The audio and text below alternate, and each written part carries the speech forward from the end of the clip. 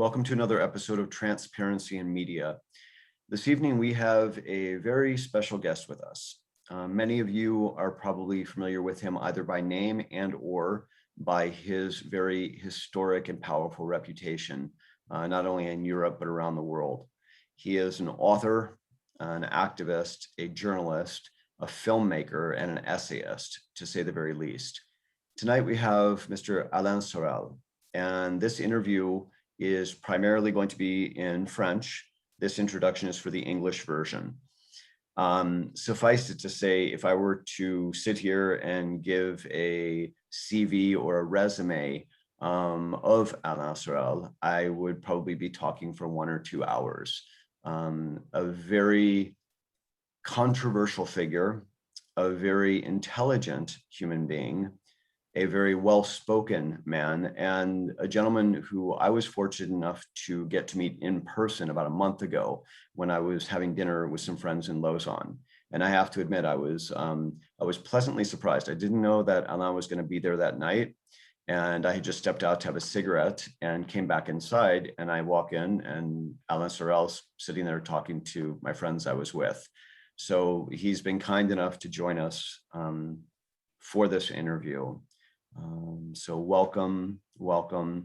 Alain, je voulais te remercier infiniment d'avoir accepté mon invitation, surtout pour le fait que clairement le français, c'est pas ma langue maternelle, mais je suis vraiment reconnaissant et puis et merci d'avoir m'accordé le temps ce soir, surtout vendredi soir à cette heure-ci. Avec plaisir. Alors, comme tout le monde savent, et eux qui ne savent pas, ils vont savoir, ils vont devenir au courant tout de suite.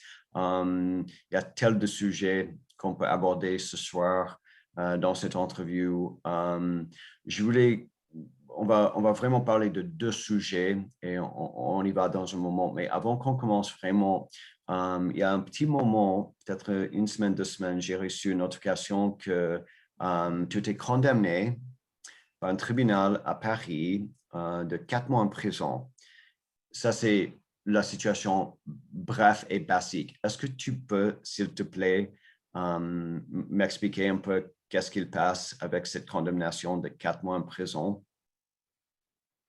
4 mois en prison, c'est 4 mois de plus, parce qu'en réalité, depuis quelques années, les sanctions contre moi ne font que s'aggraver. Et les sanctions, c'est pour les commentaires d'actualité que je fais, c'est pour des activités de journaliste. Hein. Je suis considéré comme, on va dire, complotiste. Hein. Et petit à petit, la loi française s'est durcie, et ce qui n'existait pas encore il y a 10 ans même. Et au début, je prenais des condamnations pour, on dit, diffamation, des choses comme ça, qui étaient des petites amendes. Après, comme j'ai continué, c'était des peines de prison avec sursis. Et depuis 2 ans, je prends régulièrement des peines de prison fermes. C'est-à-dire que c'est pour ça d'ailleurs que tu m'as rencontré à Lausanne. J'étais obligé de quitter la France pour échapper à la prison. C'est-à-dire que moi qui suis un intellectuel qui a publié une 15aine de livres en France depuis le milieu des années 80, qui anime un site internet, qui est éditeur avec une maison d'édition. C'est-à-dire que je suis vraiment dans la catégorie traditionnelle des intellectuels français. Aujourd'hui, je suis menacé de prison. Je suis condamné à de la prison pour malpensance, parce que je pense mal, j'analyse mal, pas comme il faut les phénomènes. Tu étais condamné, c'est pas pour te couper, mais oui, la première version de cette interview va être comme ça va être la version en français, mais comme je le traduis, cette interview en anglais, est-ce que tu peux m'expliquer, tu étais condamné pour le moment, le plus récent, c'est 4 mois en prison pour malpensance. That means bad thinking. Voilà. Et ça s'appelle, en France, ça s'appelle, il faut comprendre que ça s'appelle le droit de la presse, c'est-à-dire que c'est un tribunal spécial pour les journalistes, pour les paroles de presse, sur comment dirais-je, l'idée de la diffamation, c'est-à-dire pour propager soi-disant des fausses informations qui porteraient atteinte aux intérêts de groupes. Hein. Et alors, petit à petit, cette loi s'est aggravée en France et on est très vite condamné pour incitation à la haine raciale si on critique une communauté. Hein. Homophobie, ça existe maintenant. Et on peut aller maintenant arriver à prendre des peines de prison pour malpensance sur notamment la question juive et Israël, sur l'homosexualité, sur le féminisme. Vous voyez, aujourd'hui, on en est arrivé en France à pouvoir se faire jeter en prison si on n'accepte pas de valider, on va dire, l'idéologie dominante actuelle, LGBT, sioniste, parce que tout ça va un peu ensemble. Tu sais, en fait, c'est comme si en France, Donald Trump était envoyé en prison pour son discours politique officiel, tu vois. Ce serait ça. En ouais. fait, Donc, je dis des bref, choses si très tu n'es proches. pas d'accord avec les règles, le narratif Exactement. national de la France, il y a un tribunal spécial pour condamner les journalistes comme toi qui parlent la vérité et vos avis au propos de ça, ça, ça. Mais un vrai... Alors ça, c'est assez nouveau parce que moi, j'écris des livres depuis des années. J'ai écrit mon premier livre en 1984. Ouais. Et avant, tu avais le droit de tout écrire du moment que c'était cohérent, pas injurieux, etc. Et puis, c'est passé un phénomène assez grave. Je crois que c'est en 2013. J'ai édité un livre qui était un dialogue entre moi et un journaliste assez connu qui est à la télévision, qui s'appelle Éric Nolot. Et on discutait sur différents sujets. Et je posais la question de savoir pourquoi Pierre Berger, qui était quelqu'un de très important en France, qui était l'actionnaire du journal Le Monde, qui est le journal le plus important, et qui était un homosexuel militant, militait pour l'adoption des enfants, tu sais, alors qu'il était un vieil homosexuel. Et je le soupçonnais qu'il y ait une dimension pédophile, tu vois. Et ben, pour cette question que j'ai posée, c'était une question. Il a attaqué mon livre, il l'a fait interdire par décision de justice, ce qui est très rare, hein, des livres interdits en France par décision de justice, et il m'a fait condamner 3 fois à des amendes très lourdes, tu sais, parce que j'avais osé lui demander pourquoi un vieux monsieur homosexuel se battait pour pouvoir adopter des petits-enfants. Et j'avais posé la question de manière humoristique en disant est-ce que c'était pour découvrir tardivement les joies de la maternité et du maternage, tu vois. Et ben, pour ça, j'ai été condamné très lourdement, et ça, c'était 2013. Et depuis, j'ai continué mon travail critique hein, à travers le site que tu vois derrière moi là. Et maintenant, je prends des peines de prison ferme à répétition. J'ai pour 6 ans de prison, 6 ans maintenant. Donc, tu as 6 ans en haut de toi, tu as 6 ans voilà. en prison Et pour le fait que tu parles et écris ce que depuis, tu écris. et depuis 2004, j'ai eu plus de 80 procès par l'État français pour essayer de me faire taire sur mes différents commentaires sur l'actualité, la situation française, internationale, la situation en Syrie, par exemple, la relation avec la Russie, tu vois, tous ces sujets. J'accumule aujourd'hui plus de 80 procès. Hein, 80 procès et environ 6 ans en prison. De prison, voilà. Et puis, donc l'événement le plus récent de 4 mois, c'est juste un autre dans une série de condamnations. OK, Voilà, mais ce que je trouve... Pardon? J'ai pris 4 mois de plus. 4 mois 4 mois de plus, voilà, OK. Et c'est pour ça que je suis en Suisse. Ouais. Je ne veux pas être jeté en prison en France. J'étais obligé de quitter le pays. Donc, tu es franco-suisse, tu es un double national, non?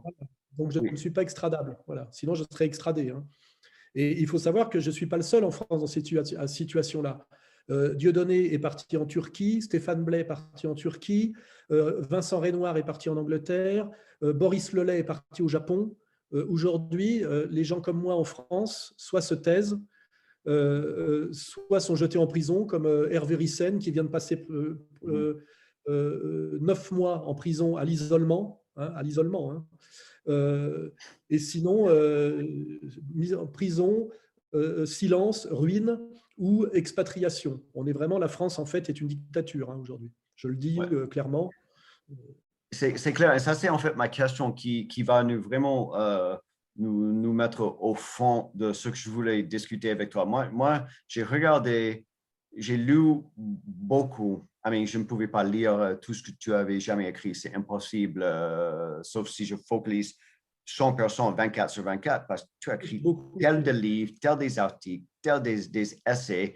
Mais la question, en fait, c'est que avant qu'on va dans les deux sujets, et les deux sujets, je vais juste dire à l'audience maintenant, on va parler de Zionisme et on va parler une certaine partie de l'activisme des secteurs homosexuels. Ça, c'est les deux sujets que moi, j'ai choisi d'aborder ce soir. Mais la question, en fait, avant qu'on commence, tu m'as dit, si j'ai bien compris, que avant, c'était 1984 quand tu as publié ton premier livre, oui?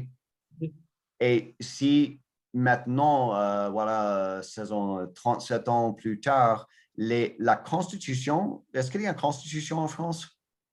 Oui, oui, il y a une Ok. La constitution. Constitution reste la même, mais leur façon d'appliquer la loi, de condamner quelqu'un comme toi, c'est par le fait que le gouvernement, c'est plutôt extrême gauche maintenant et avant, c'était pas si extrême, où il ne suit pas la Constitution, la liberté de parler, c'est...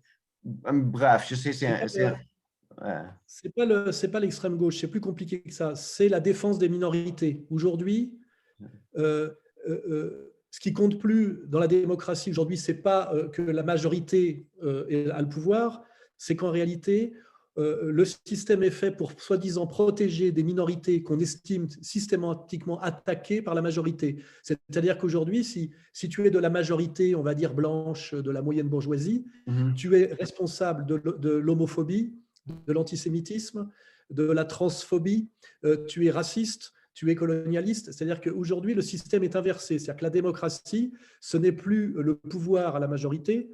La Ouais. démocratie telle qu'elle s'est pervertie progressivement depuis les années 80, Mhm. c'est de condamner systématiquement les gens qui ne se prosternent pas devant les minorités qui sont considérées comme des minorités opprimées par la majorité. C'est-à-dire Mhm. qu'aujourd'hui, un migrant ou un clandestin noir qui arrive d'Afrique, Mhm. c'est une victime de moi. Et si moi je prétends que normalement il ne doit pas être sur le territoire français Mhm. parce qu'il est un clandestin, c'est moi qui vais être attaqué pour racisme, par exemple. Tu vois, je caricature, mais c'est un peu ça. Oui, oui. Si je trouve pas normal qu'à l'école, des petits-enfants, on leur fasse de la propagande homosexuelle sous prétexte de non-discrimination, si je dis qu'on n'a pas à parler de sexualité et surtout de sexualité homosexuelle à des enfants de 5 ans à l'école, je suis poursuivi par les associations homosexuelles. Et je veux te dire que la dernière fois où j'ai été poursuivi pour ça, j'ai été poursuivi par la mairie de Paris, c'est-à-dire Madame Hidalgo, la maire de Paris, Mhm. parce qu'en fait, j'avais fait un article où je disais qu'il y avait des ateliers comment dirais-je, d'ouverture à l'homosexualité pour les enfants organisés par la ville de Paris. J'avais dit que c'était un peu inutile et scandaleux que la ville de Paris organise des ateliers on va dire, je ne sais pas vraiment le mot, tu sais, De instrumentaliser les jeunes. de présentation de l'homosexualité aux enfants pour éviter qu'ils ne deviennent homophobes, soi-disant, c'est toujours pareil, hein. C'est toujours présenté comme défensif. Eh ben, j'ai une plainte de la mairie de Paris pour homophobie à la 17e chambre correctionnelle, c'est-à-dire le tribunal qui s'occupe des délits de presse, c'est-à-dire des paroles. Il n'y a jamais d'acte. J'ai jamais rien fait de délictueux. Et donc, je suis condamné pour haine raciale, haine sexuelle. Tu vois ce que je veux dire? C'est toujours. Alors, au début, c'est modélisé sur la loi qui protège les juifs, tu sais, Mhm. parce que Mhm. c'est considéré comme une communauté en danger. Et après, par imitation, tu vois, Mhm. hein, Mhm. cette loi qui protège les soi-disant les juifs comme victimes permanentes, c'est aussi les Ouais. femmes avec le féminisme et la misogynie, les homosexuels avec l'homophobie, Ah. les noirs avec le racisme, et même les gros. Les gros. Maintenant, si tu te moques des obèses, tu peux être poursuivi pour grosse phobie. Tu vois. C'est-à-dire que Ça me rappelle un peu de. Je n'ai jamais vécu en France, mais OK, voilà, je me trouve en Suisse depuis 4 ans maintenant. Et puis, même avant, moi et ma famille, on était ici. J'ai visité la France très souvent, Paris, Lille, je crois que c'est Lyon au sud, Marseille. Mais quand on voit, on rencontre quelqu'un comme toi et on entend la vraie expérience de comment ça se passe, comment on dit, c'est orwellien maintenant ce sujet-là. Donc, le fait que, et voilà, cette interview va faire plusieurs personnes dans ma famille, je ne parle pas avec ma famille aux États-Unis, ma famille, c'est mes fils, mes 2 fils et basta. Famille du sang, blood family. Mais ma famille aux États-Unis, c'est pas un secret, ils sont juifs. Ça, c'est pas la raison que nous, on se parle pas. Ça, c'est un truc complexe qui était entre moi et mon père. Mon père, qui est décédé maintenant, l'année passée, on n'avait pas parlé pendant 18 ans à cause du fait que, voilà, on a travaillé ensemble dans les affaires, on avait les avis un peu différents, comment de gérer le business, etc. Mais mon père était fier d'être un zioniste. Et puis moi, OK, je suis né à New York. Ma famille était plutôt politique. Mon père a bossé dans le gouvernement. Quand j'ai grandi dans cette famille, je me suis jamais rendu compte que les croyances de mon père étaient extrêmes, racistes lui-même. Quand j'ai grandi un peu, j'ai commencé de mettre mes propres pieds sur la terre, de me connaître.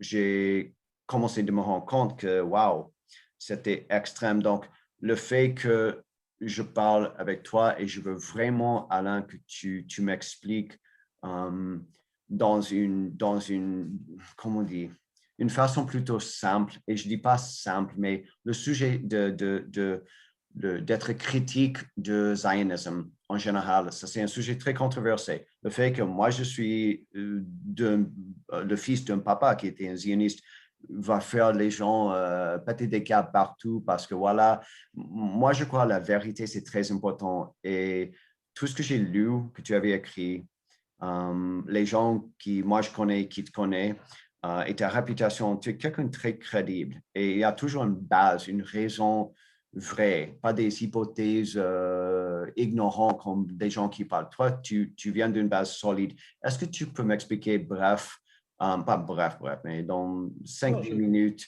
je- pourquoi tu es critique de zionisme en général?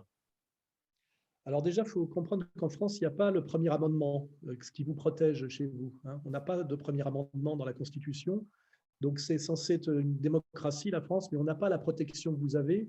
En France, on a au départ ce qu'on appelle la liberté d'opinion, c'est-à-dire qu'il n'y a pas le délit d'opinion, mais il y a une perversité qui dit maintenant que certaines affirmations ne sont pas des opinions, mais des délits. Tu vois, c'est-à-dire qu'on est dans un raisonnement qui est carrément une tautologie absurde, c'est-à-dire qu'il n'y a pas de délit d'opinion en France, mais par contre, certaines opinions sont des délits. OK, ça Tu c'est vois, fascinant. et en fait, c'est pour te présenter de manière théorique comment s'est passée la question du sionisme en France. C'est qu'au départ, on a totalement le droit, normalement, de critiquer le sionisme, et c'est-à-dire en réalité Israël, puisque le sionisme, ça a été la création d'Israël, hein. On a le droit parce qu'Israël est un État, et on a le droit de critiquer un État pour sa politique. C'est ça la loi officielle. Ouais. Mais il y a un autre aspect qui vient se rajouter, c'est qu'il y a eu la persécution des Juifs par le régime hitlérien, et que la France, par le maréchal Pétain, a collaboré à l'hitlérisme. Donc, il y a un climat en France où la France est considérée comme responsable, co-responsable et coupable de la souffrance des Juifs due à Hitler. Et à un moment donné, cette critique qu'on avait le droit de faire du sionisme petit à petit, par un travail de ce qu'on appelle de lobbying juif, de juifs sionistes, a de plus en plus dit que la critique d'Israël et du sionisme était en réalité un antisémitisme déguisé. Un antisémitisme déguisé. C'est ça, et ça a été un travail par le lobby, on va dire, sioniste, année après année, depuis les années, on va dire, début 80, pour petit à petit criminaliser l'antisionisme comme de l'antisémitisme déguisé, tu vois. Ah, Et aujourd'hui, on est totalement, à force, tu veux, d'évolution qui est lié, il faut le dire honnêtement, à la puissance du lobby juif français, qui est très puissant. Petit à petit, les gens comme moi qui, dans une tradition de gauche, étaient pro-palestiniens, c'est-à-dire critiquaient la violence de la politique de conquête sioniste sur la Palestine historique et la souffrance des Palestiniens, notamment depuis la Nakba, c'est-à-dire ce qui s'est passé après 1948, et puis la persécution de plus en plus visible des Palestiniens, avec aujourd'hui notamment ce qui se passe à Gaza, en Cisjordanie, avec la colonisation illégale, tu vois. ouais, ouais. À la fois, officiellement, on a le droit de critiquer cette politique qui est une politique, on va dire, d'extrême droite, hein, selon les catégories. Ouais. Mais en même temps, il y a tout un travail, si tu veux, de lobbying très puissant pour dire, en réalité, vous dites que vous êtes solidaire de la souffrance des Palestiniens, mais c'est parce qu'en fait, en vrai, vous êtes nostalgique du Troisième Reich. Voilà, tu vois. C'est ça le discours pervers qui est Donc, dominant. il dit que, et juste puisque moi je peux comprendre, parce que je comprends un peu le base de quoi tu parles, mais un exemplaire, c'est que si quelqu'un comme toi était pro-palestinien, pro les droits pour les Palestiniens, au propos de basé sur n'importe quelle croyance, mais basé sur les faits ou basé pas sur les faits, ils sont regardés comme d'être en lien avec une croyance avec le troisième Reich de Adolf Hitler. Non, non, parce qu'en fait, au départ, il la fabrique. C'est-à-dire que quand tu critiques Israël, les juifs sionistes disent que si ils ont Israël et qu'ils ont le droit de faire ce qu'ils font, c'est parce qu'ils ont beaucoup souffert à cause de la Shoah, tu sais. Ouais. Donc, c'est-à-dire que la Shoah est la légitimation de ce que les Israéliens font, et qu'en même temps, on ne peut pas critiquer Israël comme on aurait critiqué, par exemple, l'Afrique du Sud, tu vois, ou un pays À cause où du la... fait que, well, the Holocaust. Parce Oui, que OK. la souffrance de la Shoah leur donne une espèce de crédit, un crédit, tu sais, de violence, tu vois, Ouais. comme une espèce de compensation. Alors nous, comme on est des pro-palestiniens, on dénonce ce discours en disant qu'aujourd'hui, on a une idéalisation de la Shoah qui devient dominante pour justifier la persécution des Palestiniens. Et donc, quand on se met à critiquer cette idéologie de la Shoah, on dit vous niez la souffrance juive de la Shoah et vous essayez de minimiser la violence hitlérienne. Donc en fait, c'est le discours sioniste qui petit à petit, alors que moi je viens de l'extrême gauche marxiste puisque j'étais au Parti communiste Ouais, je me souviens. au milieu des années 90, j'étais au Parti communiste. Mais en fait, dès que tu restes, quoi que tu sois, si tu continues à rester, on va dire, pro-palestinien ou que tu critiques Israël, on finit par faire de toi un nazi. Tu vois ce que je veux dire? Ouais. On te dit, en réalité, vous minimisez la souffrance de la Shoah. Et donc, petit à petit, on t'amène exprès sur ce terrain-là, Ouais. parce qu'en plus, il y a des lois, si tu veux, qui interdisent aujourd'hui, ça s'appelle la loi Guesso en France, qui interdit de discuter de la période historique de 1933-1945. On est obligé d'admettre comme vérité historique définitive les conclusions du tribunal de Nuremberg, tu vois, qui est un tribunal des vainqueurs. Quand tu dis ça veut dire que la population française est obligée comme ça. Par la loi, c'est une loi qui s'appelle la loi loi. Fabius-Guesso. Voilà. Donc ça veut dire que tu es obligé, sous peine d'être condamné, de considérer, comment dirais-je, la réalité contemporaine avec, on va dire, les lunettes de la souffrance juive hitlérienne, tu vois. Et si tu ne veux pas admettre cette vision, qui est une vision très particulière, parce que les Palestiniens n'y sont pour rien de la souffrance de ta grand-mère, peut-être, tu vois, à Varsovie, tu vois ce que je veux dire. Ouais. Mais si je fais cette remarque-là, déjà, tu vois, je vais être attaqué par des associations juives sionistes, parce qu'en fait, les associations juives en France, elles sont toutes sionistes, tu vois. Ouais. Et elles prétendent, et là aussi, encore un mensonge, une tricherie, les associations juives sont sionistes. L'ensemble des associations juives représentent en France un juif sur 6, seulement un juif sur 6. Mais petit à petit, ils ont imposé à l'État français qu'ils parlaient au nom des juifs, de tous les juifs, même des juifs qui leur ont jamais rien demandé, tu vois. Donc en réalité, aujourd'hui, la loi française, par culpabilité d'un côté à cause du passé de la France pendant la Deuxième Guerre mondiale et aussi par la puissance du lobby sioniste que vous connaissez aux États-Unis, la surpuissance de ce lobby-là, et ben en fait, ce n'est pas la loi française qui est appliquée. Si je veux exagérer un peu, c'est la loi juive qui s'applique en France. C'est-à-dire que tu es considéré comme quelqu'un qui tient tête au projet messianique juif, c'est-à-dire que tu contestes le projet messianique juif qui s'appelle la conquête de la Palestine au nom de la Bible, tu vois, parce qu'on en est là aujourd'hui. Et donc, tu subis toutes les foudres de la loi française, qui en réalité n'est plus la loi française, parce qu'elle a été petit à petit transformée par une série de modifications qui s'appellent la loi Marchandeau, la loi Pleven et la loi Fabius-Guesso. Tu vois, les Juifs ont obtenu, en brandissant la souffrance hitlérienne, de faire changer progressivement la loi française par une série de modifications qui fait qu'aujourd'hui, pratiquement, il est établi que la critique d'Israël est considérée comme de l'antisémitisme. C'est-à-dire que si tu critiques ce que fait en ce moment Netanyahou à Gaza, tu peux très très vite te faire traiter de nazi, tu vois, très, très vite. Non, je vois maintenant, mais c'est exactement, ça c'est une des raisons que, c'était une des raisons, je suis tellement reconnaissant que tu m'as accordé cette entrevue, puisque les gens peuvent vraiment entendre comment toi tu expliques. Et anti-Israël ou anti-zionisme et antisémitisme sont clairement pas exactement la même chose. Et puis, mais si tu as cette croyance, tu es toujours marqué un nazi. Et c'est fascinant pour le grand Alors, public. je vais continuer le raisonnement. Il s'est passé Ouais, encore autre chose qui aggrave cette situation, c'est qu'avant, la cause palestinienne était laïque et de gauche. C'était l'OLP, tu sais, le FPLP, l'OLP. Hein. ouais.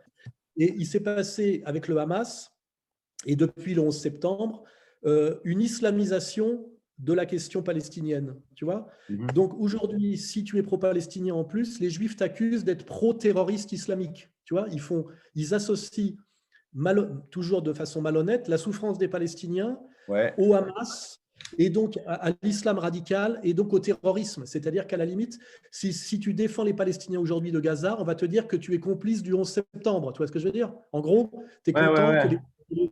que les Twin Towers soient tombés. Tu vois ce que je veux dire? On en Ouais. arrive. C'est C'est-à-dire comment que on dit en anglais, it's a stretch. Non, le vas-y, discours vas-y. dominant, Oui.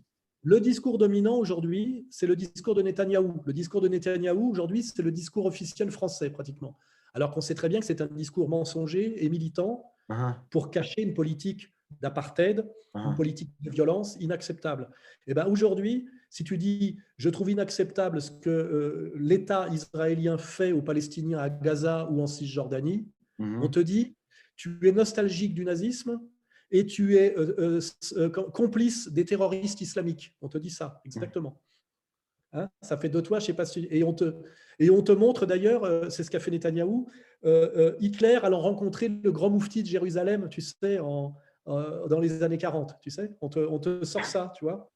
Tu vois. Il me On te dit semble en que gros, ces croyances-là sont plutôt extrêmes oui, oui, et de on te leur dit en côté. gros, Ouais. Netanyahou a dit que Hitler, en fait, était devenu antisémite exterminationniste après avoir rencontré le grand moufti de Jérusalem. C'est-à-dire que Netanyahou te dit aujourd'hui que c'est à cause des Palestiniens que Hitler a fait la solution finale. Netanyahou l'a dit. Et Netanyahu peut dire, il dit que c'est la faute des Palestiniens que Hitler est devenu un antisémite et il a fait le Holocauste. Oui, Bref, oui, carrément, carrément, carrément. moi je connais, Et, à Genève, je connais pas mal je connais pas mal de monde, mais je connais pas mal de gens qui viennent de Palestine.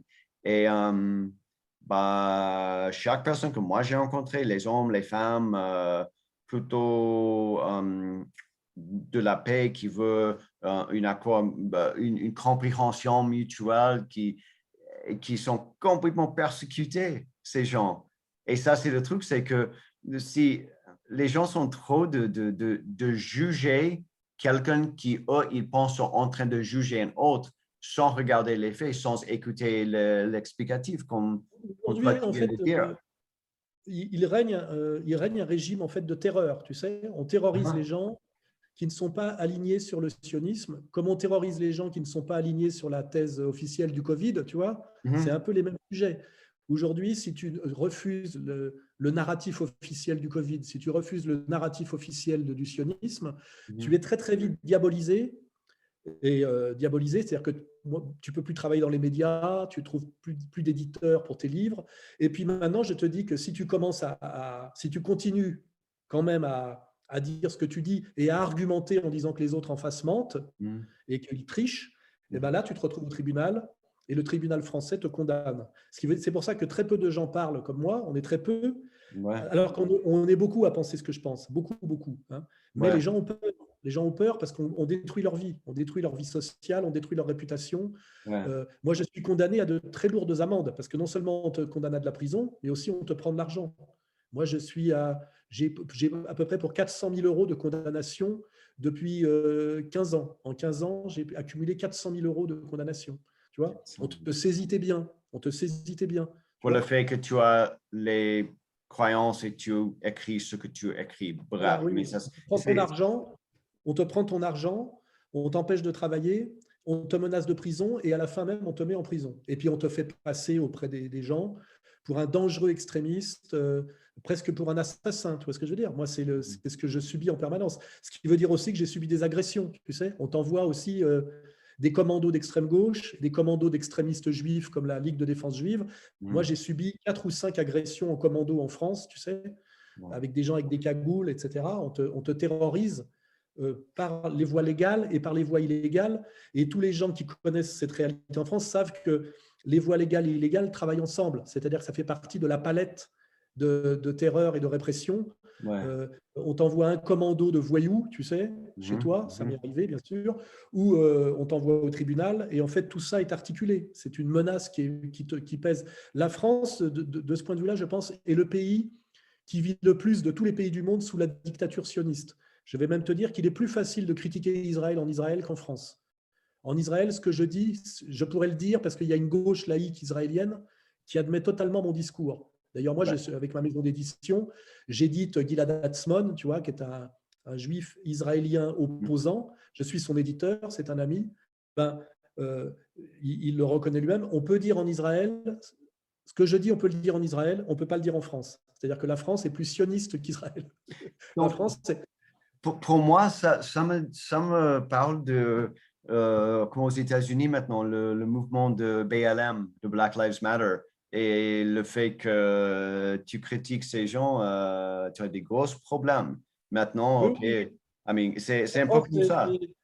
Ça existe aussi, mais c'est un petit peu moins violent. Mais c'est vrai que si tu critiques la manière dont George Soros intervient pour manipuler les Noirs des États-Unis en les obligeant à prendre Floyd pour héros, alors que c'est un repris de justice, un drogué, un acteur porno. Enfin, je veux dire, c'est un…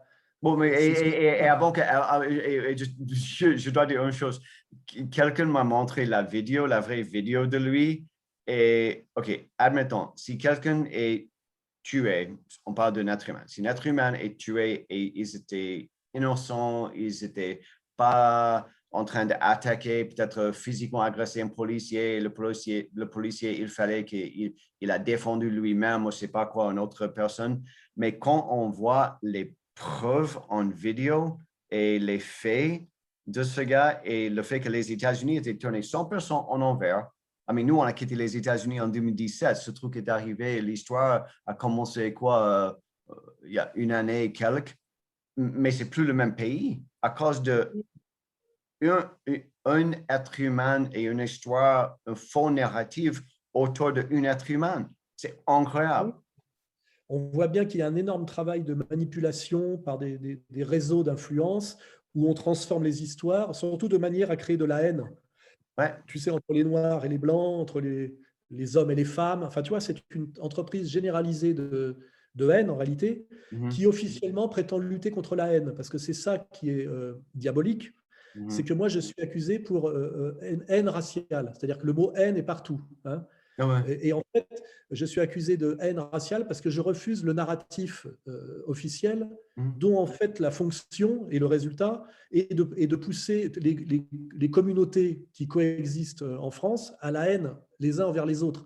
Les jeunes envers les vieux, les femmes envers les hommes envers les femmes, les noirs envers les blancs, les juifs envers les non-juifs et réciproquement, les musulmans. Enfin, tu vois, il y a une stratégie de haine généralisée et quand toi tu la dénonces, parce que tu te dis que ça n'intéresse que très peu de gens, cette haine généralisée, c'est ordo ab chaos, tu vois, c'est ce qui a marqué sur le dollar. Hein. Régner, diviser pour régner, régner par le chaos. Quand tu dénonces ça, c'est toi qui es jeté en prison pour incitation à la haine. C'est-à-dire qu'il y a quelque chose de diabolique, c'est que la réalité est inversée. La réalité est inversée. Et moi, je dis, je me fais agresser, menacer physiquement et même menacer de mort. Hein, menacer de mort. Hein. Et on dit que c'est de ma faute, tu vois, c'est parce qu'en fait, je ne devrais pas parler. Hein, on dit, c'est normal qu'on vous menace de mort, en gros. C'est-à-dire que c'est moi le coupable. Voilà. Et tout ça est fait au nom de la démocratie, de la République française, du peuple français. Si c'était fait au nom du tout-puissant lobby sioniste, par exemple, ou de la domination de George Soros sur les ONG de gauche, bon, bah, ça serait clair. Mais en fait, ce qui est très douloureux, je dirais, c'est que c'est fait au nom du peuple français, de la justice française et de la tradition française, alors qu'on est le pays, normalement, du débat du débat démocratique. On a inventé d'une certaine manière avec notre arrogance voltairienne et rousseauiste, avec la Révolution française, on a inventé le libre débat démocratique. Et ben, en France, c'est là où le libre débat démocratique est le plus foulé aux pieds, tu vois, et le plus détruit, tu vois, par des gens qui sont des fascistes, à mon avis, hein, au sens en valeur absolue, mais qui Voilà, passent leur temps oui, oui. à se faire passer pour des victimes et des gentils, et qui traitent les gens comme moi, qui s'inscrivent dans la tradition française du débat démocratique. On me traite moi de fasciste, tu vois, c'est ça qui est, c'est la marque, je dirais, du diable, hein, quelque part, tu sais, quand tout est inversé. Hein, ouais.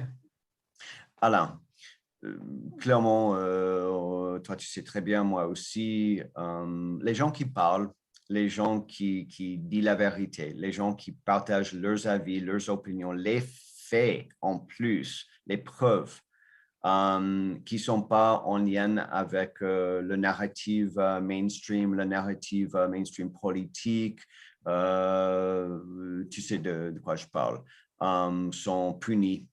On a commencé cette interview quand on a parlé de les 4 mois de prison, de condamnation que tu viens de recevoir. Maintenant, ça fait 6 ans presque. Tu as 6 ans et 400 000 € en amende. Comment ça se passe pour toi au propos de les interviews, tes droits de parler dans les réseaux sociaux, etc.? Alors déjà, il faut voir que dans le temps, quand tu avais un article sur toi dans les médias que tu estimais diffamatoire, tu avais ce qu'on appelle un droit de réponse. Et jusqu'à un certain temps, quand le journal Libération disait des choses sur moi qui étaient un peu fausses, par mon avocat, j'obtenais un droit de réponse qui publiait. Depuis quelques années, ça n'existe plus. C'est-à-dire que la France est devenue une dictature et une jungle. C'est-à-dire qu'ils peuvent raconter n'importe quoi sur toi. Les plaintes ne sont pas, elles sont ce qu'on appelle classées sans suite. Et pour qu'une plainte aujourd'hui soit réellement instruite, il faut, c'est technique, hein, ça s'appelle, il faut se constituer partie civile. Pour se constituer partie civile, il faut donner de l'argent à l'État français. Et au départ, un particulier comme moi, on lui demande un cautionnement de 500 € pour se constituer partie civile. Il faut savoir que moi, on m'insulte toute la journée. Et au bout de quelques temps, comme je le faisais quand même, on m'a demandé 3 000 € par constitution de partie civile. Normalement, c'est ce qu'on demande aux multinationales, tu vois, alors que je suis un individu. Ce qui fait qu'on m'a fait comprendre par l'argent et par la multiplication des attaques et des diffamations des médias que de toute façon, si je voulais pouvoir obtenir gain de cause par ce qu'on appelle le droit de réponse ou par les tribunaux, je serais ruiné. Donc en fait, je suis obligé de les laisser m'insulter et mentir en permanence. Et si je veux prendre un exemple précis, c'est que là, je viens de prendre 4 mois de prison ferme, tu sais, tu l'as dit. Et officiellement, ils ont mis dans les journaux que c'était parce que j'avais imputé aux Juifs l'incendie de Notre-Dame. En réalité, ce n'est même pas le jugement, et ce n'est bien sûr pas ce que j'ai dit. Mais en fait, l'AFP décide que c'est ça qu'elle va mettre comme commentaire du procès. Et en France, il faut savoir que contrairement aux États-Unis, on n'a pas le droit de filmer les procès, on n'a même pas le droit de prendre de photos. C'est-à-dire que si tu veux savoir réellement ce qui s'est passé au niveau du tribunal, il faut que tu aies accès au jugement, tu vois. Et ça, personne ne va aller chercher des mois après, au greffe du tribunal, le vrai jugement, qui sait qu'il fait des dizaines de pages en langage juridique complexe, etc. Ce qui veut dire que là, par exemple, pour ma dernière condamnation, l'AFP, qui est une instance qui contrôle, on va dire, tout le discours médiatique français et qui est aligné sur le sionisme et le nouvel ordre mondial, l'AFP produit l'article de base qui dit pourquoi j'ai été condamné. Alors, ils disent Alain Soral, le militant d'extrême droite, ils peuvent même rajouter nazi, révisionniste, négationniste, homophobe, ils peuvent rajouter tout ce qu'ils veulent, et a été condamné à de la prison parce qu'il a imputé aux Juifs l'incendie de Notre-Dame. Et les gens se disent, ah bon, bah, il est fou, hein, et à la limite, c'est normal, tu vois. Et en fait, tous les journaux, aujourd'hui, reprennent la brève, ce qu'on appelle la brève de l'AFP. Tu vois, tous. Donc, tu lis ça 20 fois. Parce qu'en réalité, il n'y a plus de journalisme en France, tu sais. Les 3/4 des journaux, il n'y a plus personne. Ils prennent que des stagiaires parce que plus personne ne les achète. Et en fait, les 3/4 des trucs, c'est sur Internet. Donc, tu vois tous les médias qui sont sur Internet. Alors, tu vois Le Figaro, Le Parisien, Radio Bleu, machin. Et tous, ils mettent exactement le même article où il n'y a même pas marqué repris de l'AFP. Il faut que tu aies la culture pour comprendre. Avec Alain Soral vient d'être condamné à 4 mois de prison ferme parce qu'il a imputé aux Juifs l'incendie de Notre-Dame. Alors qu'au départ, qu'est-ce qu'il y a? Il y a une émission de radio qu'on a faite sur mon site où on est plusieurs, où on explique que l'incendie de Notre-Dame a sans doute à voir avec ce qu'on appelle le projet de la nouvelle île de la Cité, ce qui est un dossier très subtil, tu vois, de promotion immobilière et de transformation, qui nécessitait, à cause d'une loi qui s'appelle les accords que je ne dise pas de bêtises, les accords un truc qui s'appelle les accords de Venise, je crois, qu'on n'a pas le droit de toucher à un monument historique, sauf si c'est pour le réparer parce qu'il a eu un dommage qui serait un tremblement de terre ou un incendie, etc. Et j'ai montré que dans cette logique-là, une société immobilière israélienne a profité de ce chaos qui se passe sur l'île de la Cité pour racheter une grande partie des bâtiments de l'Hôtel Dieu, qui était un hôpital public, dans des très vieux bâtiments, tu sais, historiques, et qui sont en train de transformer l'île de la Cité, qui est une île administrative historique, en grande promotion immobilière, tu vois, et dans lequel sont impliquées des sociétés immobilières israéliennes. Donc, tu vois la complexité du sujet. C'est une émission de radio où on amène toutes les preuves qui durent 2 heures avec plusieurs intervenants spécialisés et on explique toute cette histoire. Et à la fin, je suis condamné parce qu'effectivement, je montre du doigt ces sociétés israéliennes qui ont eu intérêt de manière indirecte à cet incendie de Notre-Dame, dont on nous dit que c'est un incendie accidentel pour un mégot, alors que tous les experts savent que c'est impossible de mettre le feu à une charpente qui a 1000 ans de chêne, etc. Enfin, tout a été… Toi, c'est des sujets très, très louches. Et à la fin, on dit oui, Soral, le militant d'extrême droite négationniste multicondamné, a imputé aux Juifs l'incendie de Notre-Dame. Donc les gens qui voient passer ça sur leur écran, tu sais, avec marqué Le Parisien ou Le Monde, se disent bon, bah, il est fou, il dit n'importe quoi, qu'on le mette en prison, à la limite, c'est pas si grave. Tu vois, voilà, c'est comme ça que ça fonctionne. Ça fait penser à… de narrative hyper structurée, qu'on dit across the board, partout. C'est un effondrement de l'intelligence, un effondrement du journalisme. Et ce qui est triste, c'est que ça incite, si tu veux, à un nivellement par le bas, à une bêtise, à une méchanceté dans tout le débat politique français est d'un niveau catastrophique, alors qu'on était les rois. Rappelle-toi Voltaire, hein, on était les rois du débat politique mondial. La langue française était la langue de la diplomatie, était la langue de toutes les cours d'Europe. Il fallait parler français pour pouvoir discuter intelligemment en Italie, en Prusse. Exact.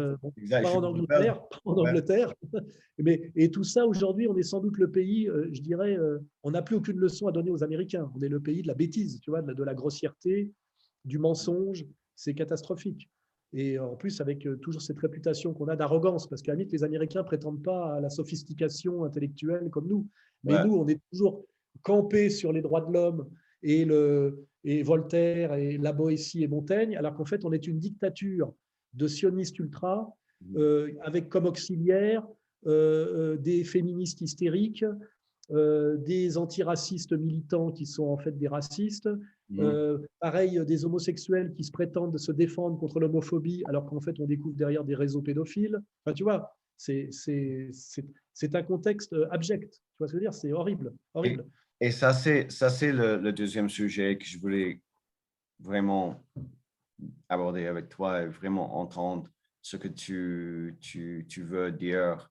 Et je ne sais pas si j'emploie la bonne expression en français, mais l'activisme homosexuel, ça c'est un sujet de quoi tu avais écrit beaucoup, tu parles beaucoup. C'est un sujet tellement délicat ici en Suisse. J'étais dénoncé une fois ici pour le fait qu'il n'avait rien à voir avec le fait que cet homme est un homosexuel, mais j'avais dit quelque chose contre quelqu'un pour quelque chose que lui, il a fait. On avait les preuves de ça. C'était pas un acte de ça. C'était pas en lien avec le fait qu'il est un homosexuel. J'ai dit ce que j'ai dit et l'État a dit que c'était inadmissible que j'avais accusé monsieur d'avoir fait ce qu'il a fait, malgré le fait qu'il a fait, parce qu'il est un homosexuel et il était protégé. Et les gens qui me connaissent ici, et c'est pas pour me justifier, mais qui me connaissent ici, qui me connaissent aux États-Unis, je suis pas anti-homosexuel, homophobe, comme on dit en français, mais je suis pour les égalités. Si on va avoir un truc d'égalité, il faut que c'est vraiment égal across the board pour tout le monde. Et là encore, Là encore, je peux t'expliquer comment ça s'est passé historiquement, puisque moi, Ouais, j'ai écrit là-dessus. J'ai senti dès le début, si tu veux, parce qu'en France, il y a toujours eu des homosexuels. La France est le pays de la liberté en amour, tu ouais, sais. Il n'y a jamais eu ce problème d'homophobie, de persécution des homosexuels, comme ça peut être dans certains pays, tu vois, et ouais. certaines cultures. Mais à un moment donné, quand la gauche, tu sais, sous François Mitterrand, qui s'est fait élire sur un programme de gauche, on va dire social, tu vois, c'était les rapports des riches et des pauvres, du capital et du travail, a abandonné ses promesses. Mhm. Ils se sont mis à déplacer le discours de gauche de défense des ouvriers à défense des homosexuels. Parce qu'en fait, défendre les ouvriers, il fallait augmenter les salaires. Défendre les homosexuels, c'est des phrases. Il n'y a pas besoin de les défendre. Tu vois ce que je veux dire? Mhm. Ils n'étaient pas attaqués. Donc en fait, ils ont construit de toutes pièces cette gauche honteuse et menteuse Mhm. s'est mis non plus à défendre les pauvres et les exploiter, mais à défendre les minorités sexuelles. Et en fait, sur le modèle de la minorité juive éternellement persécutée, on Mhm. a construit tout un narratif que l'homosexuel était une minorité en permanence persécutée et qu'il avait le droit à ce qu'on appelle des réparations. C'est-à-dire que là, tu as mis le doigt sur quelque chose, c'est que au nom de l'égalité, comme on estime que quelqu'un a subi un préjudice pendant des siècles et des millénaires, que ce soit les femmes, les jeunes, etc., eh ben, pour qu'il atteigne l'égalité, il faut compenser pendant très longtemps. C'est-à-dire que Mhm. tu crées de l'inégalité dans le but, soi-disant, de revenir un Mhm. jour à l'égalité. C'est le principe de ce qu'on appelle la réparation. Hein, ça s'appelle la discrimination positive, tu vois. Donc on a dit, voilà, les homosexuels ont subi des violences, des humiliations de tous ordres en France depuis la nuit des temps. Donc maintenant, vous devez compenser en acceptant d'eux des choses que on n'accepterait pas de vous d'une certaine manière. Et si toi tu critiques l'action d'un homosexuel, d'ailleurs dans n'importe quel domaine, en faisant remarquer que sans doute il s'est permis de faire ça parce qu'en tant qu'homosexuel, il se croit une minorité Mhm. opprimée, donc qui aurait droit à des privilèges, et ben immédiatement tu es taxé d'homophobie et tu peux même être condamné pour Et- homophobie sur et- le même modèle que la loi sur les juifs. Hein, parce que la jurisprudence de ce qu'on appelle le communautarisme victimaire, c'est-à-dire les minorités agissantes qui se font passer pour des minorités opprimées et qui exigent des compensations, c'est-à-dire des avantages qu'elles font passer pour des compensations, puisqu'en Mhm. fait, en valeur absolue, ces minorités obtiennent des avantages par rapport à toi qui seraient normales, tu vois, et qui a droit à Ouais, rien, ouais. et qui seraient en dette envers tous les autres. C'est-à-dire que tu dois t'excuser en permanence auprès des Noirs, auprès des Juifs, auprès des homosexuels, auprès des femmes. Enfin, tu vois, c'est à l'infini. Parce que Ouais, toi, tu serais le méchant normal, tu vois ce que je veux dire? ouais. Et quand tu peux être agacé parce qu'un homosexuel, par exemple, a commis des abus ou des détournements de fonds, hein, et que tu dis tel type, et il a pu le faire parce que grâce au lobby homosexuel auquel il appartient, Mhm. il a pu obtenir des passe-droits, des privilèges, etc. Mhm. Et bien immédiatement, sur le même modèle que les Juifs qui disent vous êtes nostalgique d'Hitler, et ben ils font la même chose. Ils te disent oui, rappelons-nous ce que Hitler a fait aux homosexuels, puisqu'effectivement il y avait des homosexuels dans les camps, tu sais. Mhm. Et voilà encore un propos de nazi, alors qu'en fait, tu as juste dénoncé un abus, une stupidité, un vol même parfois, tu vois, à la mairie de Paris. Et tout est comme ça, puisque c'est pareil avec les femmes. Si tu critiques euh, une ministre qui a fait des choses, des exactions, on va Mhm. te dire vous l'attaquez parce que c'est une femme, tu vois. Euh, et Ce que moi, je trouve c'est fascinant, c'est juste dans mes propres expériences. Le fait que, OK, je viens d'une famille moitié juive, mon papa, moi, je voulais lire parce qu'on parle toujours, quand on parle de la Deuxième Guerre, Hitler, on parle toujours du livre Mein Kampf. Donc, quand j'avais 13 ans, 14 ans, j'ai lu une traduction parce que moi, je voulais savoir autant que un fils comment dire, un petit-fils, donc c'était la famille de mon grand-père, sauf lui, un de ses frères, un neveu dans cette grande photo de notre famille chez mon grand-papa. Ils étaient tous exécutés dans les camps. Okay. C'était quelque chose triste et lourd dans ma famille, comme toutes les familles, mais j'ai jamais compris les politiques. Et puis, je voulais lire Mein Kampf. Donc, j'ai lu Mein Kampf. Je n'étais pas d'accord avec la plupart. J'ai trouvé que c'était fascinant comme livre. C'était un peu extrême, peut-être, mais j'étais un gamin. J'avais 13 ans, 14 ans, un truc comme ça. Mais quand j'ai commencé de vraiment faire mes études dans qui a tué Hitler, et je pense maintenant de ce que toi, tu viens de me dire, de comme c'est quoi le mot que tu as utilisé? La compensation de… Ça s'appelle les réparations. Réparation. Quand tu parlais des réparations, et je pensais de, si on regarde vraiment, vraiment, vraiment, qui était le premier secteur qui était le plus large au début, qui était tué par les vraies histoires, c'était plutôt les gens handicapés, autistes, besoins spécifiques, retardés, bien avant beaucoup de juifs ou beaucoup des autres étaient tués. Mais ça, par exemple, si au tribunal, tu dis qu'en réalité, par exemple, la Deuxième Guerre mondiale a fait 50 millions de morts et que le régime nazi a persécuté aussi les communistes, les anarchistes, une politique peut-être avec les handicapés, eh ben, on te dit que tu veux minimiser la Shoah. Tu vois ce que je veux dire? C'est-à-dire qu'aujourd'hui, on a l'impression que toute l'histoire de la Deuxième Guerre mondiale ne tourne qu'autour de la question juive. Tu vois, le reste est pratiquement sans importance. Et tu vois, par exemple, il y a une colère qui monte en Pologne parce que les Polonais ont subi, et Hitler et Staline. Hitler et Staline se sont partagés la Pologne. Ils ont subi des persécutions inouïes. Et on leur demande aujourd'hui de s'excuser pour la souffrance des Juifs polonais. C'est-à-dire que eux-mêmes, en fait, tous les pays, quelle qu'ait été leur position par rapport à Hitler, sont considérés comme complices d'Hitler. Et de Même toute si, façon, même si eux-mêmes, ils ont souffert beaucoup. Ils ont subi… surtout que leurs problèmes n'ont aucune importance, puisqu'il ne reste que la question juive. Tu vois, moi, je suis d'une famille de résistants savoyards où notre famille a beaucoup souffert parce que en Savoie, c'était les montagnes pour des raisons historiques précises. On a beaucoup résisté aux Allemands, notamment à cause du STO, service du travail obligatoire. Donc moi, je suis d'une famille de résistants et je me fais traiter de nazi par des Juifs d'Afrique du Nord qui n'ont jamais vu un Allemand de leur vie parce qu'ils étaient au Maroc ou en Algérie pendant la guerre, tu vois. Alors que nous, on a subi 5 ans d'occupation. Mais toi, la réalité n'a aucune importance. Ce qui compte, c'est un narratif mythologique, pratiquement, tu vois, mythologifié, tu vois, et qui s'est devenu de plus en plus délirant à partir des années 80, parce que ce n'était pas comme ça avant. C'est-à-dire que plus l'histoire s'éloigne, on va dire plus l'histoire du nazisme s'éloigne, donc moins elle devrait être importante, plus en réalité elle devient présente et importante. Tu vois ce que je veux dire? Et plus ça devient grave. C'est-à-dire que normalement, c'est là où tu vois qu'il y a un mensonge, c'est que le processus historique, c'est que les faits de violence historique, en s'éloignant, deviennent moins importants et moins violents. Tu vois ce que je veux dire? La guerre de 100 ans, la révocation de l'édit de Nantes, la Saint-Barthélemy. Les protestants ne nous parlent pas toute la journée de la Saint-Barthélemy. Or, en réalité, si tu étudies l'histoire sérieusement comme je le fais, on a très peu parlé de la souffrance des Juifs après-guerre parce qu'il fallait oublier, se réconcilier. Et c'était après devenu un narratif historique normal dans les années 60, 70.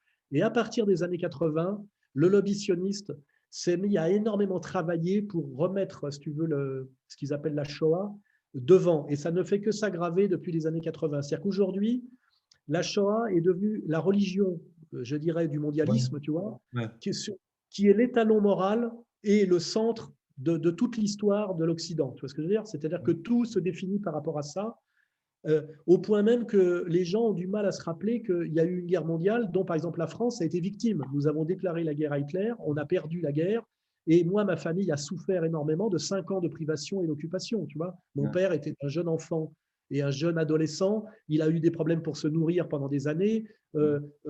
Son père est mort, sa mère a été otage, son frère est parti à Londres, l'autre frère a pris le maquis. Et notre famille a été ruinée par la guerre, tu vois. Eh ben, on n'a pas le droit d'en parler. Ça n'a aucune importance car je ne suis pas juif. Et c'est ça, Alain, ça c'est une des raisons principales que je voulais parler avec toi ce soir, c'est que, OK, admettons, il y a la souffrance partout sur la Terre pour les jeunes, pour les vieux, pour les noirs, pour les blancs, pour ça, pour ça.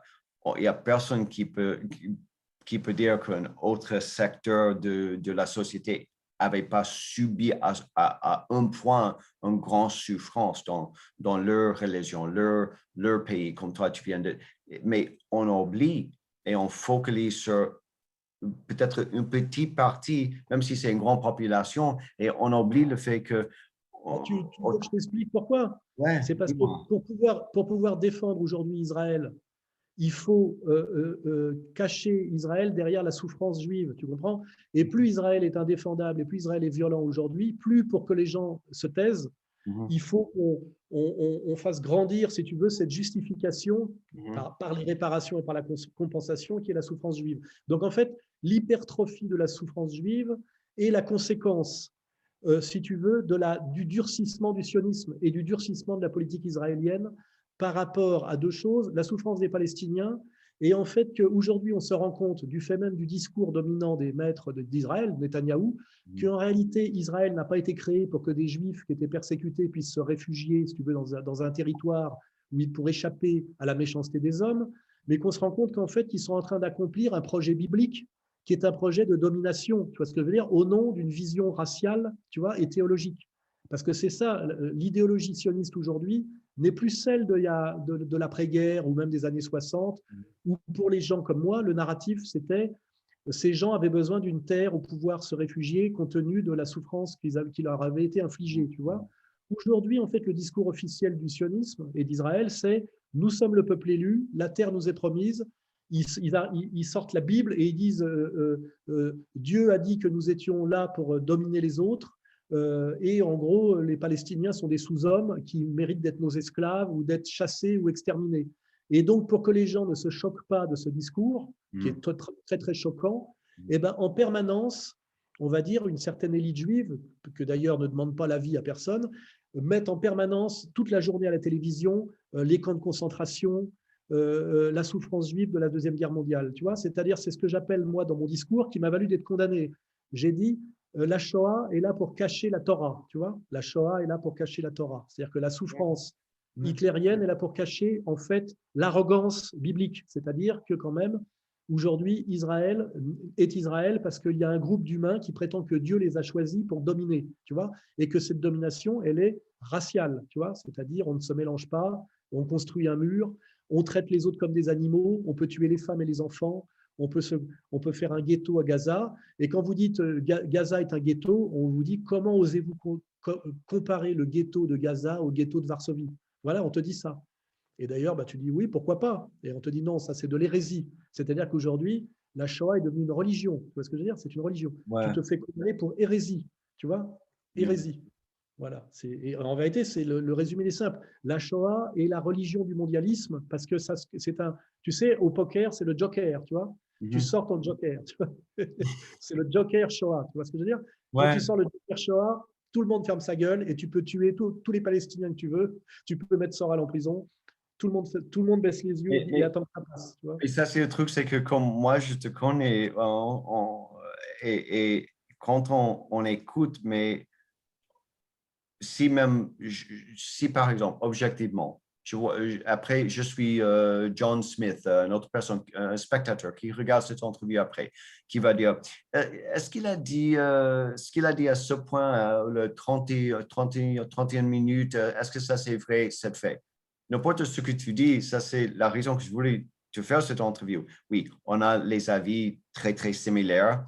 Malgré le fait qu'on vient de bases différentes, ça c'est la première raison. Deuxième raison, c'est que n'importe ce que tu m'as jamais dit, surtout la première nuit quand on s'est rencontrés, tu as parlé des heures à côté de moi, je regarde à droite parce que c'était fascinant, choquant, et je voulais comprendre deux, trois choses. Point de vue un peu sceptique de deux, trois points. Et dès que j'ai fait mes propres, comment dire, mes études là-dedans, de clarifier ce que tu m'avais dit, ce que tu nous as dit à table cette nuit, c'était 100% vrai. Et ça, c'est la raison que j'ai créé Transparency in Media, c'est que quand on reste transparent, et toi, tu es transparent à 100%, et c'est pour les gens, je crois, c'est choquant, mais quand on écoute et on nous laisse écouter et digérer, accepter certains faits dans la vie, des choses de quoi tu viens de parler maintenant. On ne peut pas dire non, ça, c'est pas vrai. Je vais te dire encore pour alimenter cette vision. Ouais. J'étais beaucoup invité dans les émissions de télévision, tu sais, en France, les émissions sérieuses de débat, parce que, tu vois, je suis assez bon pour argumenter, j'ai la culture, etc. Vraiment. Et il y avait la meilleure émission de France qui s'appelait Ce soir ou jamais, de Frédéric Tadei.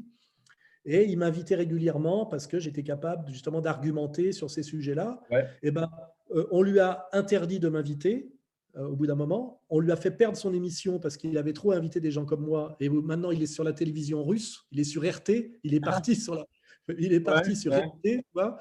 Et moi, il est interdit de m'inviter. Tu vois ce que je veux dire? Tu ne peux Ouais. pas m'inviter dans une émission. Et donc, j'existe sur Internet. Et même sur Internet, on m'a supprimé YouTube, tu vois.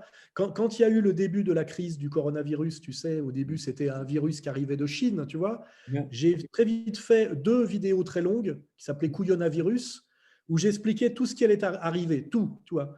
Et la vidéo, elle a fait 1 million de vues tout de suite. 1 million de vues, hein, Ouais, ouais, voilà. clairement. Et ben, le lendemain, on m'a supprimé ma chaîne YouTube pour non-respect, tu sais, ce qu'ils appellent des règles de la communauté. Tu sais. Ouais, le community Alors, on reg. ne sait pas ce que sont les règles et on ne sait pas ce qu'est la communauté, parce que ce n'est pas la loi, tu vois. C'est non-respect des règles de la C'est comme le communauté. COVID, il y a, everybody's like, tout le monde dit c'est la loi, c'est la loi. C'est pas la loi, c'est des Non, règles, il y a non. des règles et il y a les lois. Et ça, c'est en fait, Alain, la question que je voulais te demander, et c'est tellement important. Je t'ai pas dit, mais clairement, honnêtement, je t'ai pas dit de quoi je voulais parler très en avance dans cette interview, ça c'est vrai. Et je t'ai pas dit de tout ce que je voulais te demander ici à la fin, mais c'est tellement important. Et je vais expliquer cette partie en anglais. Pour la version en français, je fais une autre partie là en français puisque les Américains peuvent vraiment comprendre. At this point, I'm going to ask Alan a question that might seem to some, why would Alan Sorrell need to be asked this question? He did not ask me to ask him this question. But once we sit and we listen and we understand, we open our minds a little bit and to just learning any truth, the facts and the truth of what he's saying. Yes, he has opinions. Clearly, I have my opinions. You have your opinions. We all have our opinions, but we're talking about facts that he's sharing with us tonight that are all simply historically verifiable and contemporarily verifiable facts. I'm going to ask him a question. Alain, je voulais te demander juste un truc.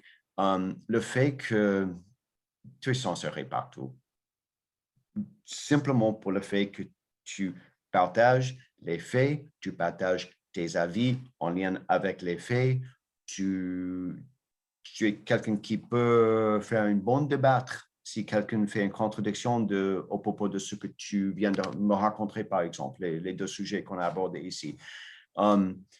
Ma position avec Transparency and Media, j'ai la chance parce que mon audience commence à vraiment augmenter. Je suis jamais censuré pour les raisons que je ne peux pas comprendre. Twitter, YouTube, n'importe où, Facebook, je n'étais jamais censuré ou suspendu, même pas une fois. Et les gens qui me connaissent, ils connaissent l'histoire de mes fils et moi, de ma famille, le fait que je suis un lanceur d'alerte contre les pédocriminels aux États-Unis. La raison, on est venu ici en Suisse pour échapper à la famille de mon ex-épouse. La question, en fait, c'est que le fait que tu es censuré, ça fait ton travail autant que, et je ne connais pas les spécifiques, clairement, ça fait ton travail autant qu'éditeur, journaliste, essayiste, ton travail en général, et le fait que tu dois vivre en Suisse maintenant, pour le fait qu'il fallait que tu aies échappé prison en France et ils n'ont pas extradition ici en Suisse pour te ramener en France. Qu'est-ce que mes spectateurs et tout le monde qui voit cette interview, qu'est-ce qu'ils peuvent faire par exemple, derrière toi, c'est votre site. Tu as écrit déjà, c'est 13 livres ou 15 livres? 13, et puis j'ai fait aussi des films, des bandes dessinées. J'ai réalisé un long métrage, des courts métrages. En fait, de livres, on va dire sérieux, intellectuels. Je crois que c'est mon 13e. Là, je viens de sortir mon 13e livre que j'ai écrit en Suisse là, cette année, qui vient de sortir là, il y a 2 mois, OK. qui est un livre de philosophie politique complet, tu vois, Et il y a très déjà sérieux. 2, 3 livres en anglais, non? Et il y a un autre qui sort Oui, alors bientôt. il y a mon livre le plus connu, qui s'est le plus vendu, qui s'appelle Comprendre l'Empire. Demain, c'est sur le mondialisme, hein, que j'ai sorti en 2011 et qui a expliqué tout ce qui arrive en ce moment, et qui explique par l'histoire, la longue Qui histoire, parle tout ce qui de arrive. maintenant, le New World Order. Voilà. Donc en Voilà. plus, c'est vérifié, ce que j'ai écrit en 2011 et se vérifie, parce que je parlais même d'une dictature au nom d'une pandémie avec l'histoire de vaccin. Dès 2011, je disais qu'ils pouvaient faire ça, tu vois. le réchauffement climatique, la pandémie. Donc, ce livre qui est sorti en 2011 en France, il a été traduit en russe, il a été traduit en coréen, et là, il vient d'être traduit en anglais. Et un intellectuel américain que j'aime bien et avec qui on communique un peu, qui s'appelle Michael Jones, va le présenter aux États-Unis. Et surtout, il a été traduit, ce qui était compliqué, parce que comme c'est comme un livre français, avec beaucoup de références françaises, intellectuelles, historiques, il fallait beaucoup de notes de bas de page, parce que c'est quand même, il faut plusieurs niveaux de traduction pour que les Américains comprennent vraiment complètement. Et donc là, j'espère toucher un peu plus la sphère, on va dire, américaine, parce que je pense que nous, les Français, comme moi, on a beaucoup de théories à apporter pour que les Américains comprennent ce qu'ils vivent, c'est-à-dire, puisque le nouvel ordre mondial se passe d'abord aux États-Unis, mais en fait, les Américains sont plus dans le combat que dans la réflexion, je dirais, d'une certaine manière. Tu vois. Et en fait, moi, notamment, je peux apporter une profondeur analytique et théorique pour armer le combat qui doit se passer aux États-Unis beaucoup plus. Notre espoir à nous, c'était Trump. Tu vois, nous, on n'a aucun espoir avec Macron ou quoi que ce soit en France. On ne sera pas sauvé par la France. Tu vois ce que je veux dire? Depuis Waterloo, on n'est jamais les maîtres de nous-mêmes. Hein. On dépend de l'Angleterre, de l'Allemagne, de la Russie, des États-Unis.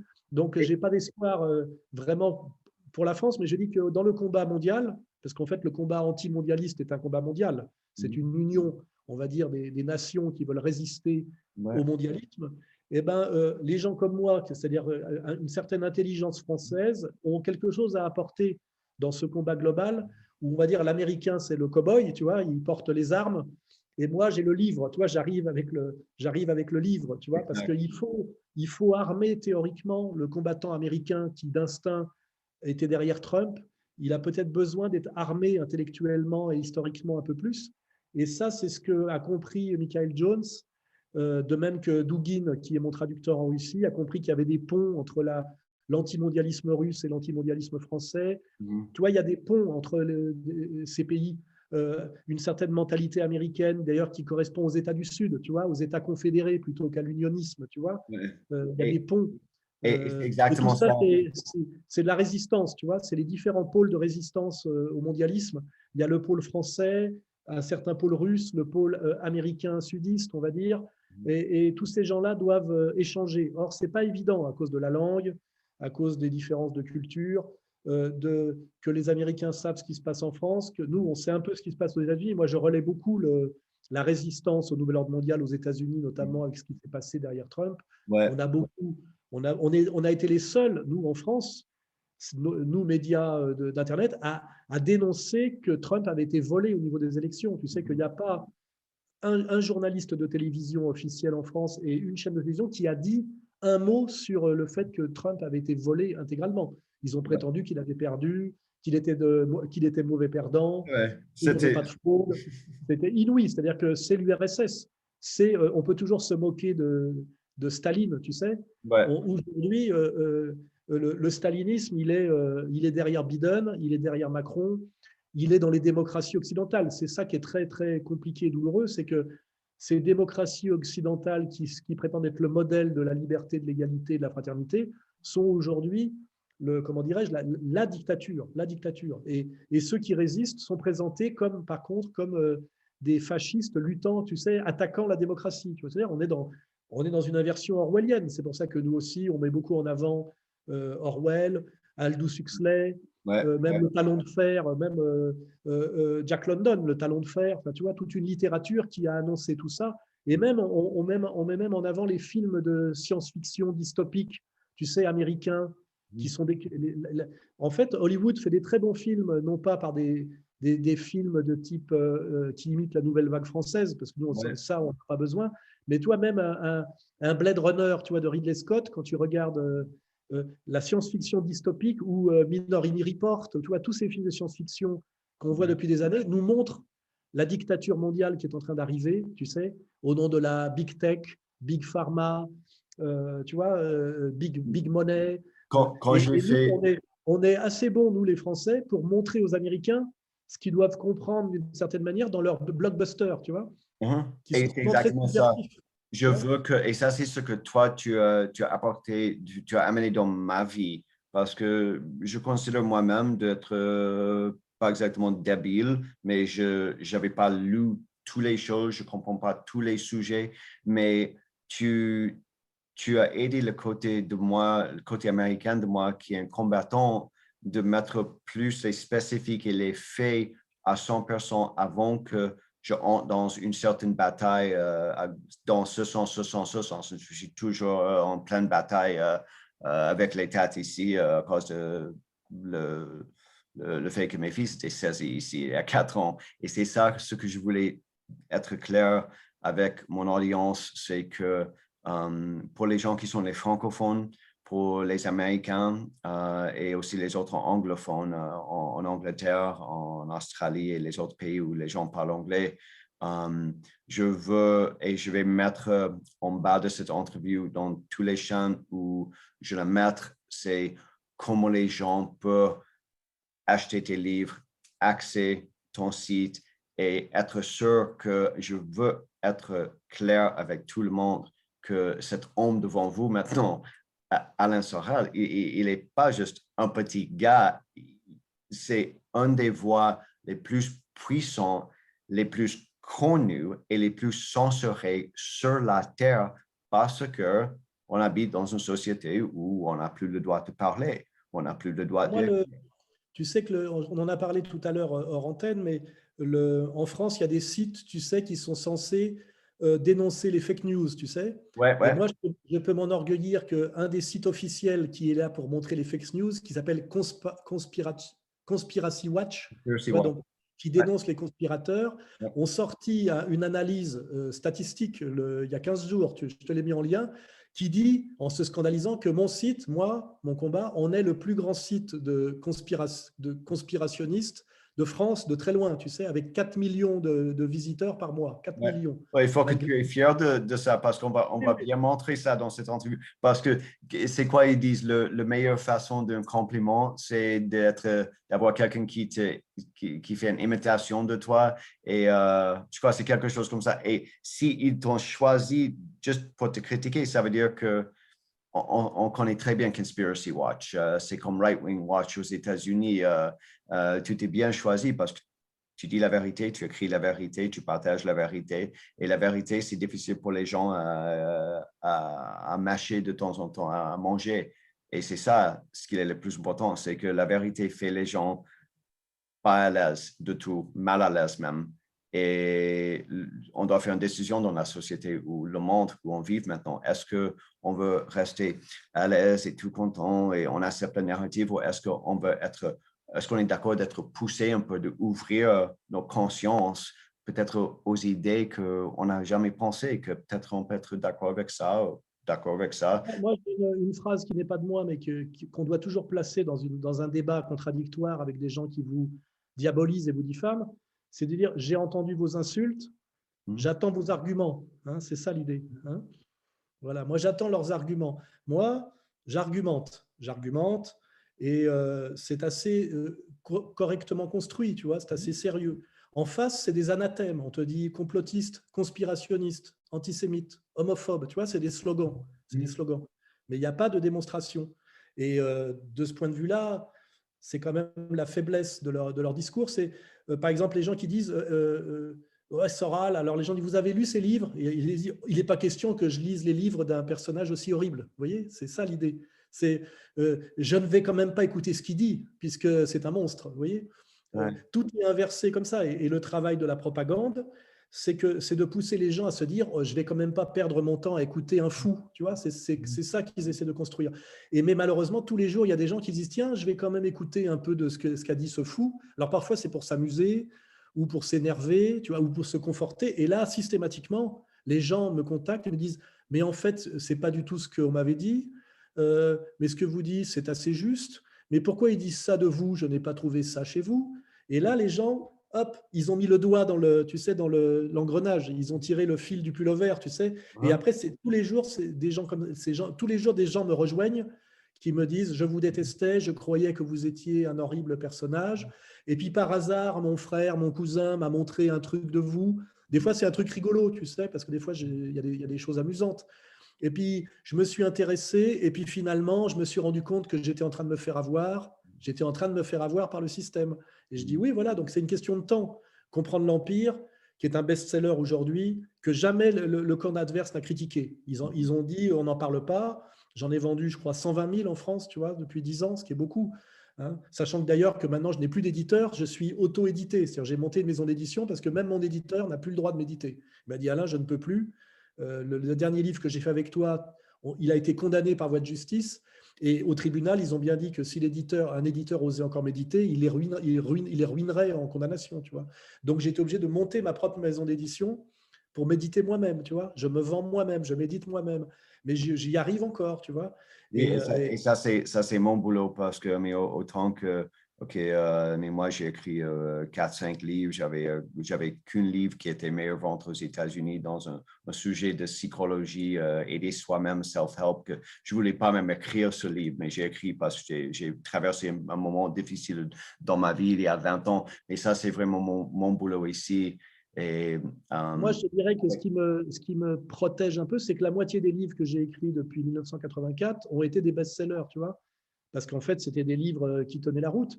Et ouais, donc maintenant, l'idée, c'est de pousser les gens à ne pas s'intéresser aux livres que j'ai écrits sur le féminisme, aux livres que j'ai écrits sur les rapports hommes-femmes, etc. Parce que j'ai écrit sur des tas de sujets. J'ai écrit 2 livres sur la mode. J'ai écrit des livres sur l'histoire des vêtements. J'ai des tas de sujets, tu vois. ouais, Euh, ouais. qui font autorité très souvent, tu vois, dans leur domaine. Mhm. Et l'idée, c'est…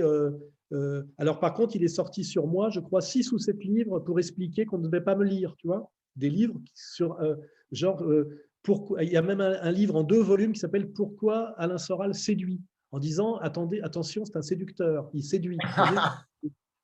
Vous voyez. Ou il y a toute une série Bon, de… Et tu bon, sais, je vais te dire jusqu'où ça va pour que les gens se rendent compte. oui. J'ai une sœur que je ne fréquente pas qui est actrice de cinéma, tu sais. Voilà. Eh ben, ils ont poussé ma sœur, comme elle a le même nom que moi, en lui disant, si tu veux continuer à travailler dans le cinéma, il faut que tu attaques ton frère. Eh ben, ils l'ont poussé à écrire un livre sur moi. C'est-à-dire que ma propre sœur a écrit un livre qui s'appelle Frangin pour m'attaquer en disant, mon pauvre frère est devenu fou, est devenu nazi, quelle tristesse, etc., etc. Et elle m'a envoyé un message, elle m'a dit, depuis que j'écris ce livre, je peux travailler à nouveau. On la voit encore, elle retrouve du travail dans les, tu sais, d'actrice, dans les séries télévisées, etc.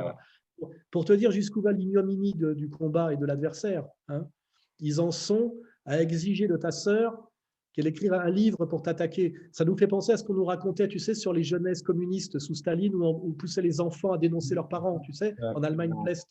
Moi, je n'ai pas vécu ça. Et je dis, c'est le passé.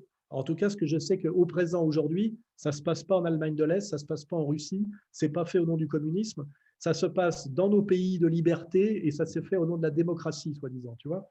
Ouais. Et ça c'est, Alain, je te remercie infiniment.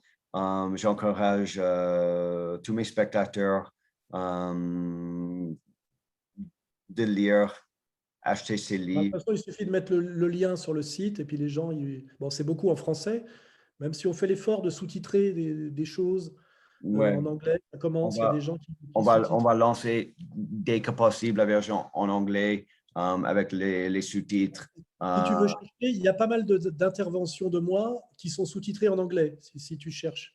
Toi, de les mettre à disposition. Il y en a pas mal quand même. Il y a des gens qui le font.